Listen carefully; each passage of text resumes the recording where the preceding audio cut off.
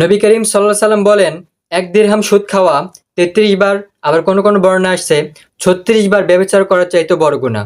আর শরীরে যে অংশটা হারাম মাল দ্বারা গঠিত হয়, কাল কিয়ামতের দিন সেই অংশটা জাহান্নামের আগুনের মধ্যে জ্বলবে। আবার কোনো কোনো রেওয়াতে আছে, কোনো মুসলমানের মানহানি করা সুদের চাইতেও কঠোর গুনাহ।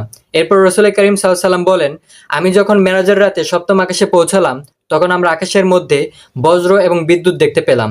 এরপর আমরা এমন এক সম্প্রদায়ের পাশ দিয়ে গেলাম যাদের পেট এক একটা ঘরের মতো বিস্তৃত ছিল এবং তাদের পুরো শরীরটা সাপ দ্বারা ভরপুর ছিল।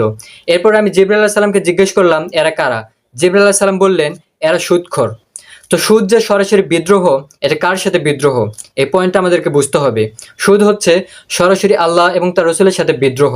জাস্ট একবার ভাবুন, কোন পর্যায়ে গেলে একটা কাজ সরাসরি আল্লাহর সাথে যুদ্ধ হয়ে যায়। এজন্য সুদ সম্পর্কে যাদের কোনো আইডিয়া নাই, তারা এই বইটা পড়তে পারেন।